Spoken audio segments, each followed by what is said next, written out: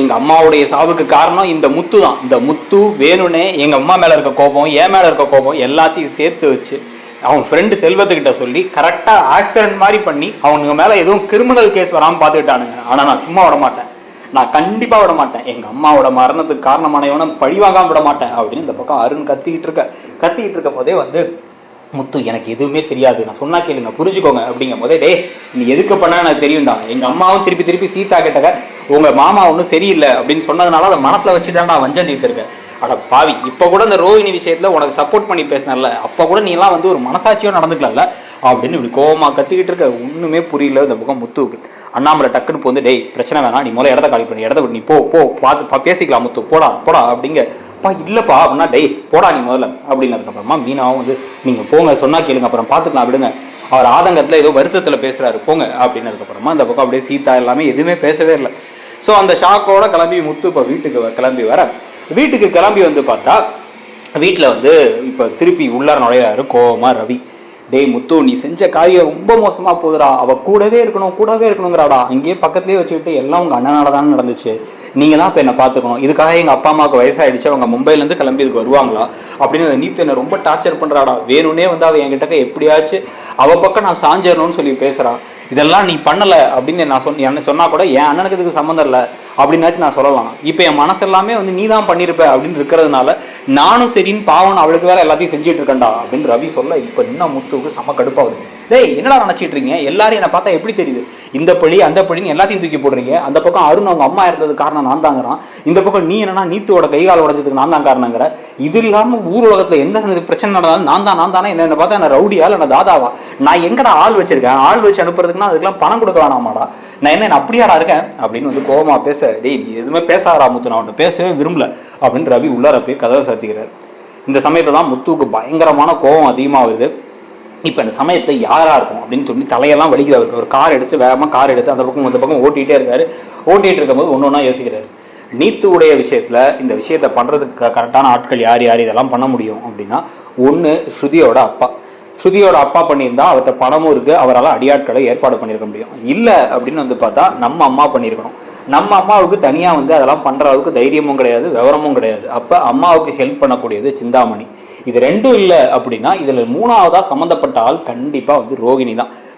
ரோகிணி ஏதோ ஒரு பிளான் பண்ணி இதை பண்ணியிருக்கணும் இதில். ஏன்னா வந்து நமக்கு வந்து தலைவலியை கொடுக்கணும், நம்ம அவள் விஷயத்தை தலையிடக்கூடாதுங்கிறதுக்காகவோ இல்லை பழி வாங்கிறது கூட அவள் பண்ணியிருக்கலாம். இதில் எதுவாக இருக்கும் அப்படின்னு முத்து யோசிச்சுட்டு இருக்கும் போதே டக்குன்னு வந்து பார்த்தா ஆப்போசிட்டில் வந்து ஒரு கார் கிராஸ் ஆகுது. அந்த கார் அப்படி எட்டி பார்க்குறாரு. எட்டி பார்த்தா வந்து இந்த காரில் இருக்கலாம் உள்ள ஒரு அடியாட்களாக இருக்காங்க.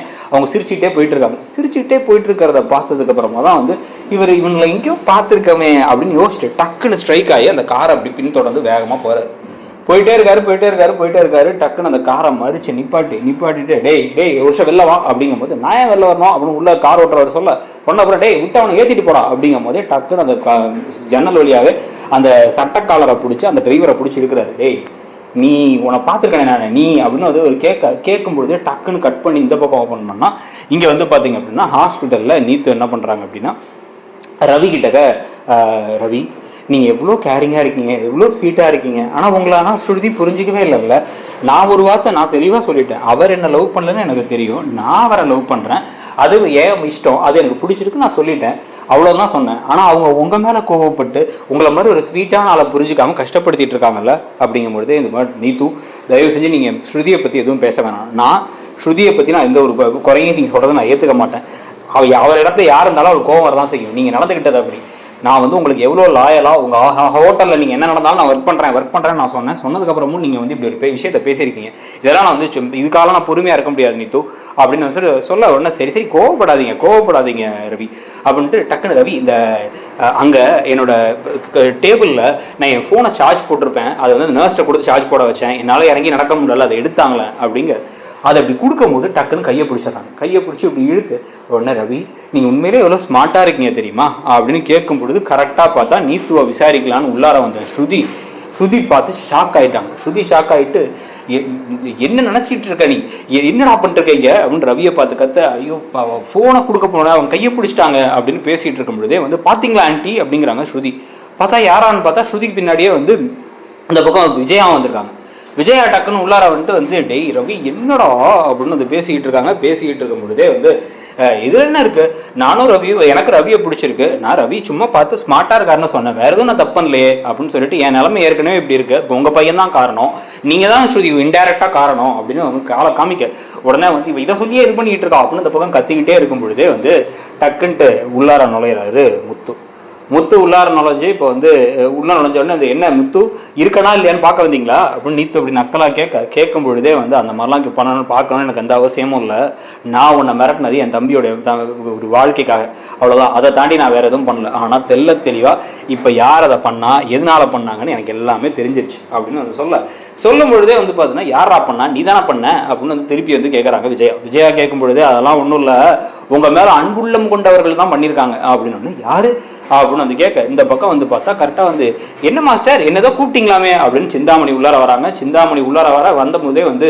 டக்குன்ட்டு வந்து இந்த பக்கம் பார்த்தா போலீஸ் வராங்க. போலீஸ் கையில் வந்து பார்த்தா கூடவே வந்து ரோகிணியை இழுத்துட்டு வராங்க. ரோகிணியை விடுங்க விடுங்க விடுங்கன்னு கத்திக்கிட்டே இருக்க, இவன் என்னடா கூப்பிட்டு வந்திருக்காங்க, அது இங்கே எதுக்குடா கூப்பிட்டு வந்திருக்காங்க அப்படின்னா அதோ இந்த நீத்து அடித்த கேஸ் அவங்க கொடுத்துருக்காங்க, அது கேஸை கொடுக்க வேணாம், நான் தான் ஆக்சிடென்ட்னு அவங்க சொன்னாலுமே வந்து போலீஸ் நாங்கள் இதில் அந்த ரெஸ்டாரண்ட் ஃபயருக்கு கண்டிப்பாக நாங்கள் கேஸ் ஃபைல் பண்ணி தான் ஆகணும் அப்படின்னு சொல்லியிருந்தாங்க. அந்த கேஸ்க்கு அப்போ தான் வந்து பார்த்தா அவங்க விசாரிக்கும் பொழுது அவங்கள்ட்ட போய் சில ஆதாரங்கள் நான் கொடுத்தேன் அப்படிங்கும்போது இந்த பக்கம் விஜயா ஷாக் ஆகி பார்க்க, நீத்துவும் அதிர்ச்சி ஆகி பார்க்க, டக்குன்ட்டு இதோ ஆதாரம் அப்படின்னு வீடியோவை காமிக்கிறார். பார்த்தா அந்த ரவுடிகளில் ஒருத்தரை பார்த்தார்ல, அது வந்து சிந்தாமணியோட ஆள் தான். அவரை பிடிச்சி அடிச்சு டேய் 2 நாளைக்கு முன்னாடி அந்த பக்கம் போனீங்கடா அப்படின்னு கேட்டால் அதெல்லாம் இல்லையே, நாங்கள் எதுக்கு அங்கே போகிறோம், எங்க யாருனே தெரியாது அப்படின்னு கேட்டுட்டு இருக்கும்போது ஒரு அடின்னு அடிக்கிறாரு. அடிச்சதுக்கப்புறம் ஆமாண்ணே நாங்கள் போனோன்னே அந்த சிந்தாமணி அக்கா தான் சொன்னாங்க, அங்கே போய் வந்து அவளை அடிச்சுட்டு அந்த இதையும் பண்ணுங்க அப்படின்னாங்க. அப்படிங்கும்போது அதுக்கு யார், எங்கள் அம்மா தான் ஹெல்ப் கேட்டாங்களா அந்த ஹெல்ப்பை அப்படின்னா, உங்கள் அம்மா இல்லை உங்கள் அண்ணி அவங்க தான் வந்தாங்க, இந்த ரோகிணி கூட தான் இவங்க கூட தான் இருக்காங்க, அதனால அவங்க சிந்தாமணி அம்மா வீட்டில் தான் இருக்காங்க, அதனால அவங்க தான் வந்து கேட்டாங்க எனக்கு வந்து இப்போ ஒரு ஹெல்ப் பண்ணணும், இந்த விஷயத்தில் மட்டும் இப்போ ஒரு விஷயத்தை இப்போ டிஸ்ட்ராக்ட் பண்ணி விட்டுட்டா இவனுங்கெல்லாம் வந்து தலையிட மாட்டானுங்க, ஏன் பிரச்சனை இல்லை, நான் எப்படியா மனோஜ் என் பக்கம் இழுத்துப்பேன் அப்படின்னு வந்து கேட்டாங்க. அதுக்கு தான் சிந்தாமணி அக்காவும் எங்களை போய் இந்த மாதிரி கொளுத்தி விட்டுட்டு இது பண்ணிட்டு அதை பழிய தூக்கி உங்கள் மேலே வர மாதிரி பார்த்துக்க சொன்னாங்க அப்படின்னு வந்து சொன்ன உடனே அப்படியே ஷாக் ஆகி நீத்து பார்க்க, இந்த பக்கம் வந்து அதிர்ச்சியாக விஜயாவும் பார்க்க, உங்களுடைய எதிரி இப்போ புதிய எதிரி ரோகிணி இருக்காங்கல்ல, அவங்களுக்கு அடைக்கலாம் கொடுத்துருக்கிறது உங்களுடைய பழைய தோழி சிந்தாமணி தான் அப்படின்னு இந்த பக்கம் முத்து பேசும்பொழுதே போலீஸ்காரங்க வந்து இந்த வீடியோ ஆதாரத்தை வச்சு இப்போதைக்கு உங்களை நாங்கள் அரெஸ்ட் பண்ணுறோம் அப்படின்னு வந்து இப்போ ரோகிணி திருப்பி பழிவாங்கிறதுக்கு என்ன செய்ய போகிறாங்க, இந்த கேஸை விட்டு அவங்க இப்படி வெளில வர போகிறாங்க. இன்னொரு பக்கம் சிந்தாமணியும் ரோகிணியும் கைகோர்த்து தான் சில வேலைகளை செய்கிறாங்கங்கிறது இது மூலமாக தெரிய வருமா, இல்லை மனோஜ் செய்கிற முட்டாள்தனத்தால் ரோகிணி மனோஜை தாம் பக்கம் இழுத்துட்டு அதே சமயத்தை சிந்தாமணி ஏமாற்றி அந்த வீட்டையும் பிடுங்கி விட்டு நடுத்தெருவில் விஜயா விட்டப்புறம் தான் விஷயம் நடக்குமா. கூடவே வந்து பார்த்தீங்கன்னா இப்போ திடீர்னு வந்து சோகமான விஷயமா அருணுடைய அம்மாவா நடித்தவர்களுடைய உண்மையான மரணத்தை தழுவி இந்த சமயத்தில் வந்து அவங்களுக்கு ஒரு ஆக்சிடென்ட்னு ஆகிட்டு அவங்க வந்து மரணம் ஆயிட்டாங்க அப்படின்னு ஒரு விஷயத்தை அந்த செல்வம் மேலே படி போடுற மாதிரி கொண்டு வந்த கதையை பற்றி நீங்கள் என்ன நினைக்கிறீங்க அப்படிங்கிறதையும் சொல்லிட்டு மறக்காமல் நம்ம சேனலில் ஒரு வேளை நீங்கள் சப்ஸ்கிரைப் பண்ணலை அப்படின்னா சப்ஸ்கிரைப் பண்ணிக்கோங்க. தேங்க்யூ.